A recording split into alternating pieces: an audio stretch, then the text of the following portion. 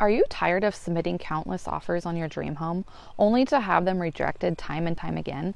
The home buying process can be very frustrating, but there are ways to increase your chances of having your offer accepted.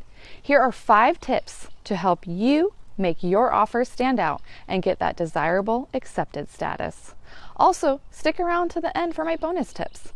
It's 2023, and we are still dealing with low inventory, which in turn is still creating a competitive market. Yes, I said a competitive market. Spring is here and the things are picking back up. Hi, chickens. From our end of 2022, when rates spiked, here are the tips. Tip number 1, pre-approval. This is not the same as a pre-qualification. Some sellers won't even let you show their home without a pre-approval. Work with a realtor who has a relationship with reputable local lenders they can put you in touch with.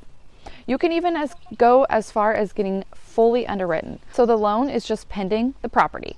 The reason why it takes so long to purchase a home is typically because of lending. It's typically not the lender, it's all the documents the lender needs you to gather. Believe me, it's a lot. So do it now, and then when you submit an offer, you can close much quicker than the average Joe. And think of how much stronger your offer would be being fully underwritten.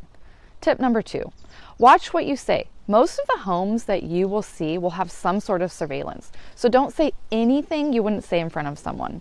Although it's a home, sellers can get insulted. Imagine walking into your friend's home and saying, "Ew, that's an ugly wall color." If you submit an offer and a seller heard you say that, I can almost guarantee your offer won't get accepted. Emotions run high during sales. And on a side note, we are still seeing multiple offers on most properties. Tip number 3, address pain points. Work with a realtor who is honest, respectful, and has strong communication skills. Being able to communicate with the agent on the other side is key. It shows them how you would be to work with.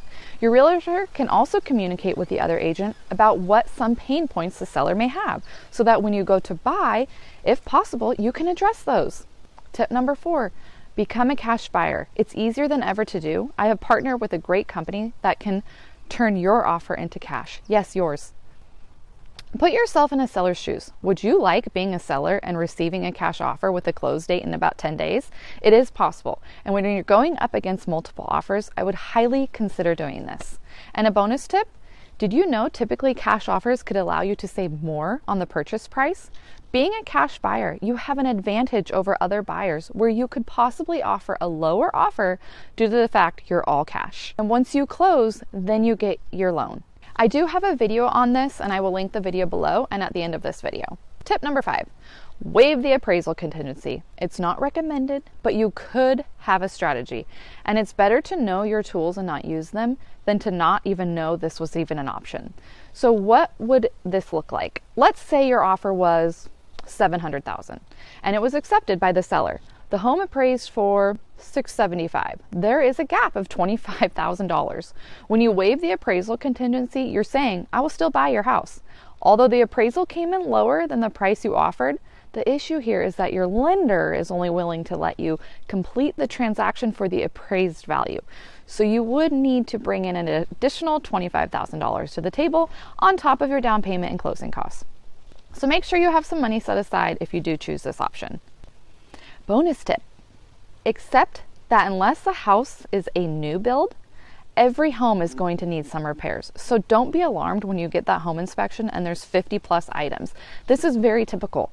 I recommend to focus on health and safety concerns and not send over a request for every repair that needs to be fixed. With multiple offers, the seller could very well just say no and move on to the next offer. Just something to keep in mind. In my next video, I will share 5 cons of living on the Central Coast. If you have any questions at all related to anything about real estate here on the Central Coast, please don't hesitate to reach out. Shoot, I forgot that part. What's my next video? Let me think about that. Oh, I remember.